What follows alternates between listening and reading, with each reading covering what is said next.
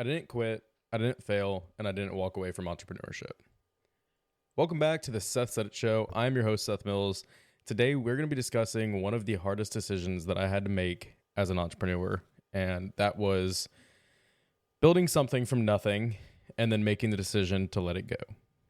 And I know that sentence alone makes people, or at least most people, uncomfortable, because in a world that worships growth, scaling, and never stopping, choosing to step back sounds like weakness. But sometimes nothing is wrong, and still something isn't right. This episode isn't advice, it's perspective. It's about what it actually costs to build something, what it feels like when success starts asking for more than you want to give, and why letting go doesn't always mean quitting. I didn't leave the game. I changed how I played it. Now, going back on what I just said, I didn't quit, and I didn't fail, and I certainly did not leave entrepreneurship. I built something real. I built 3 companies, and I chose to let them go. I chose to find the right buyer. I chose to negotiate their sale, and I chose to sell the companies not only to move me forward and give me momentum, but also to get the companies to where they needed to be. Because I knew that in my hands, I don't know everything. Nobody knows everything. And if you think you do, you need a reality check. But I knew that in certain areas, my customers would be more not taken care of by a larger company that bought me out, or by it was about the same similar size, but their operations were run much better than mine were. And I knew that they'd be able to take care of the customers that I had in my database and on a recurring basis better than I could have, right? So I didn't quit, and I certainly, like I said, didn't fail. I built something, and I wanted to make sure that my customers were taken care of, as well as it was a point in my life where everything, excuse my language, but shit was hitting the fan in every single direction that you looked. And I have no regrets. I will not regret it, because truthfully, that was the best thing that I could have done for myself to push me into other ventures and other things that I could progress in and not really have passion for, but have more opportunity for growth and scaling. And not everything is about growth and scaling, right? And so when I first started this company, I started with a pressure washer in the back of my truck, and it was a little DeWalt Home Depot pressure washer.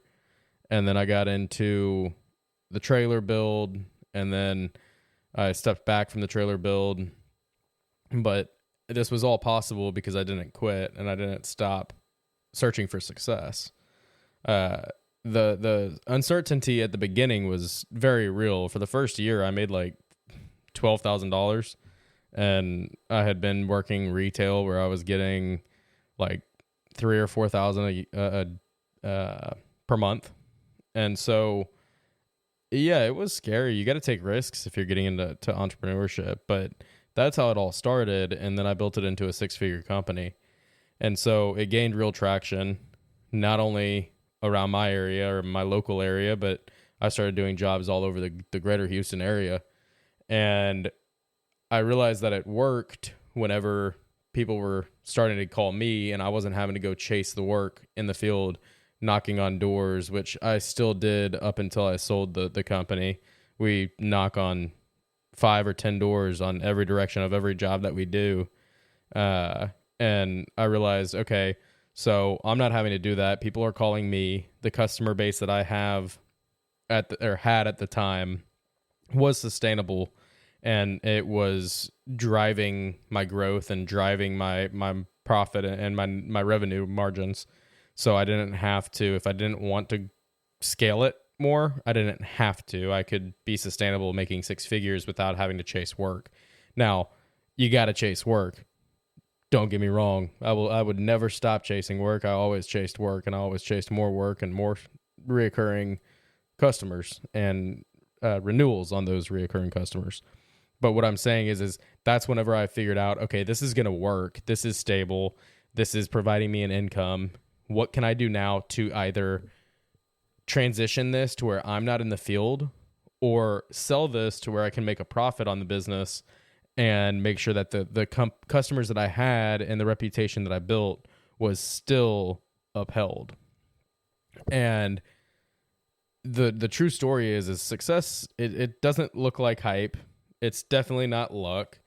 It's execution. You have to execute well. If you can't execute and stick to it, or execute and stay in it long enough for it to work, that's why I believe they say 90% of startups fail within the first, I believe it's first 5 years.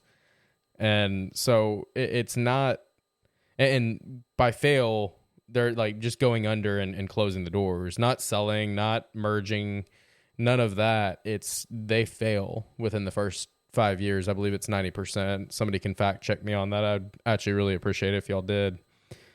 But the win wasn't just building it. It was making it sustainable. And I guess when the success stops needing proof, your mindset shifts, right? And so that was the moment that I decided, okay, I'm not trying to prove anything to anyone anymore. I've built this. They can see that I've built this. And it wasn't about proving it to anybody other than myself. I wanted to prove it to myself that I could do it and then replicate it later on and just continue building. And so I started with pressure washing. Then I got into window cleaning and created a separate company name for the window cleaning. And then when those die down between, I'd say it starts slowing down end of October until I'd say early February, and really not until pollen season's over in the exterior cleaning business. So really not till April, but you make up for it in those months, right? Well, I was like, okay, so it's slowing down, and I'm seeing these other guys, they're doing Christmas lights, they're doing holiday lighting. And I said, okay, I'm gonna go do that. So I opened up a holiday lighting company, and then I ended up getting into permanent lights. And if you're not familiar with them, they're like jellyfish lighting. And I was able to build all three of these companies off the same customer base and continue to get more revenue in each year for each company. My customer service, I'd like to say, was very, very high. I valued customer service. I valued, up until this day, I value customer service and replying to clients, responding to customers. I don't do it anymore because I'm no longer affiliated with the company. And so I had a customer reach out, and the owner of the company now, or the current owner of the company now,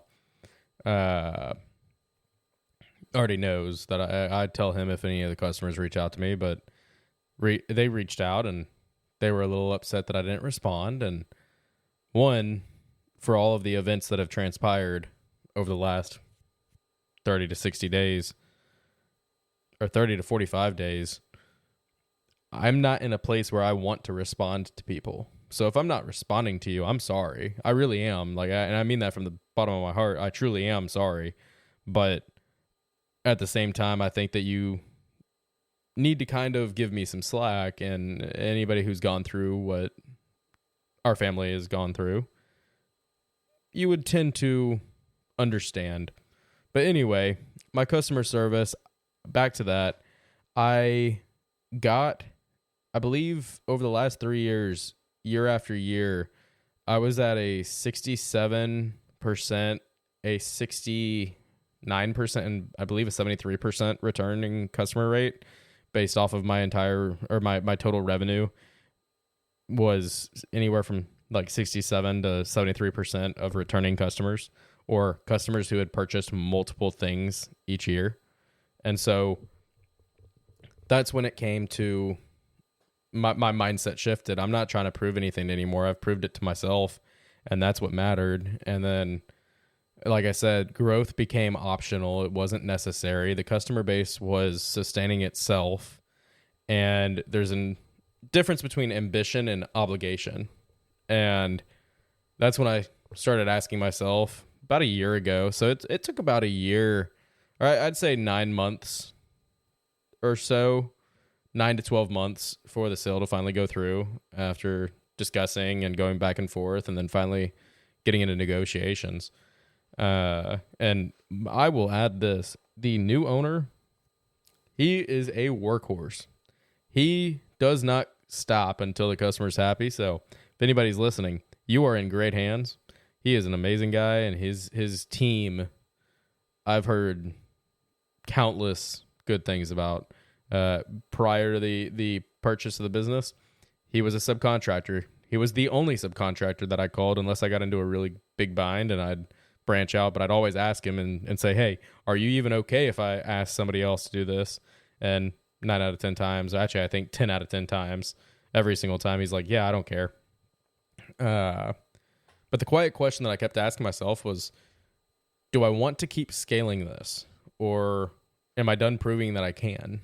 And there's a difference between ambition and momentum that you're afraid to slow down, right? And so that's when I had a little bit more of an internal tension going on, and I had my ego saying, you're supposed to want more. I had my identity where the business becomes who you are. If you are an entrepreneur or in an entrepreneurial setting, the business becomes who you are. You are the business, and the business is you. And then I was also a little conflicted as far as the external expectations: family, peers, friends, enemies, acquaintances. I don't have enemies, but people that dislike me and people I dislike, and industry noise. And then I had a little bit of a realization very quickly that I'm allowed to choose differently than what everybody else does. Staying just to meet expectations is still a decision. And so that started taking a little bit of a different mindset again on me. And it wasn't an emotional or a reactive decision. I thought about it for 9 months before I decided to do it. And I made it a very strategic sale for me. I made it a very strategic sale for both parties involved, and I timed it well, very well, actually. And I still have the skills, still have the experience, and the confidence. Which confidence, if you want to build your confidence, go start a company, because it'll tear you down, eat you up, spit you out, and do it all over again. And you have nothing but your confidence to rely on. And whenever I decided to sell, I decided this is what I'm releasing is a chapter of my life, a structure, and a vision of myself. The vision of myself was that company, and I started it, like I said, with a truck and a DeWalt Home Depot pressure washer. I didn't walk away empty-handed. I walked away complete. And what letting go made possible for me was some forward-looking thoughts, and I was more optimistic than ever. It gave me mental clarity, and a big one was energy returning. I think that everybody can say, and I'm not trying to play this off, and when I say all these things, I am not out of being an entrepreneur. I've already started another company, and it's been 2 months since I sold the company, and I'm already back in the game, just a different industry and a different line of work. And I'm still learning that every day. I'm staring at one of my kiosks over here and really not enjoying it. But you know what? That's part of entrepreneurship, is learning something new. And so it gave me more energy, and it gave me some more space to think long term. What can I get into now that nobody's in, or that not a lot of people are in? And what could be profitable? Where could it be profitable? And it gave me room to build something that's more aligned with me. And so my entrepreneurship didn't end. It evolved. And I didn't leave the game. I just changed how I play it. And so a little bit of perspective for anyone that's still building and growing and scaling. You're allowed to finish things that work.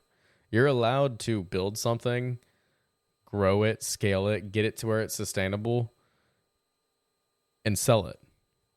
That is not a failure. That is a success story. That is not you walking away. That's you choosing that this is the end of the road for you. And honestly, for me, it wasn't just the end of the road for me. It wasn't the end of the road for the business for sure. It was just a new stepping stone for the name and the brand and the business as a whole. And so growth doesn't always mean adding and adding and adding. That's a very common misconception. I don't know. It's a very big misconception that you have to continue to grow something even when you know it's time to let it go. And peace isn't laziness. Peace is not laziness.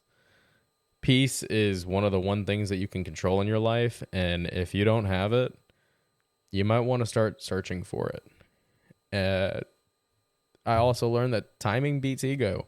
If it's the right time, no matter what your ego is telling you, you're going to end up doing it and you're going to feel a lot better afterward. And I'm not telling you to sell your company. I'm telling you, this is in regards to either selling. This is in regards to growing.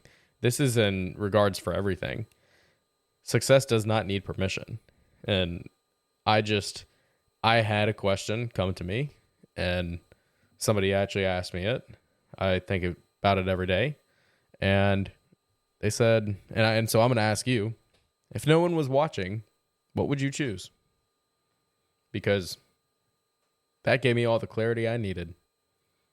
And if I was still letting my ego control me, that gave me all the clarity I needed. And I'll ask it again. If no one was watching, what would you choose?